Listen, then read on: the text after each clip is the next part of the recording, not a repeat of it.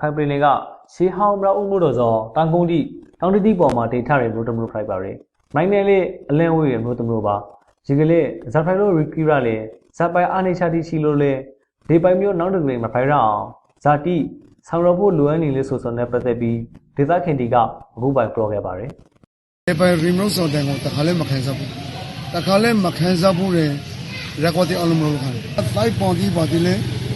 ငါတို့ဒေသရောမဆိုလို့ရှိကောင်းနေလာတဲ့ပြတော့ဥမာရီလန်ကောင်ဒီပိတ်ဆိုလာလို့ဖရဘောရှောင်းရောကိုပိတ်ပလိုက်ဆိုတိနောက်တစ်ခုနောက်ဦးမျိုးတင်မရှိရှောင်းဒီကို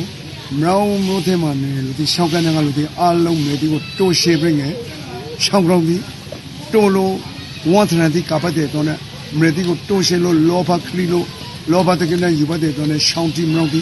ပိတ်ဆိုလာရန်ကောင်လေပါတယ်နောက်ဦးမျိုးကိုတန်ကုန်တိတောင်တတိမှာဒေထကေလေလင်းမိုမိုက်ကစီဆွန်လာတွေတောင်ကျရီတီနဲ့မူရီတီစောအခြားအခါကြားတွေရီစစ်တွေချုံတီကိုပိတ်ဆို့ထားရတော့နိုင်ဖောက်ကိုမစော့နိုင်ပေရိုးဘော်မှာလောက်ပိမိနေလို့ရီကီယာတွေလို့သိရပါတယ်မိုးရာတီတော့တိုင်းလင်းမိုမိုက်ကတောင်ကျရီတီစောစီဆွန်လေးရှိကြလေနောင်လောက်ဖို့နိုင်တိမှာလည်းအခုပိုင်ပုံစံမျိုးရီမကီရအောင်နောက်ဦးမျိုးကြီးအသားစီကောဖိုက်တွေဘရိုဘော်ချောင်းနဲ့မဟေချီချောင်းကိုပြင်လေဖောက်လုပ်ပြီးတန်ထောက်ထုတ်ပြီးဖို့လိုလာနေခဲ့ပါတယ်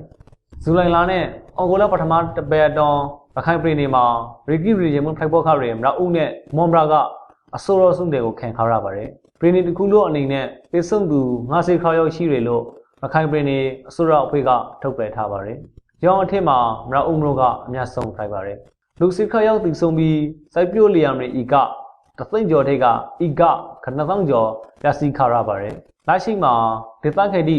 ပြည်လေတူတော်ရေးလုပ်ငန်းတော့အကူအညီဒီအများကြီးလိုအပ်နေခဲ့ပါတယ်ပြည်နယ်အစိုးရအဖွဲ့အနေနဲ့လူမှုရေးအဖွဲ့အစည်းတီနိုင်ငံတကာအကူအညီပေးတဲ့အဖွဲ့အစည်းအနေနဲ့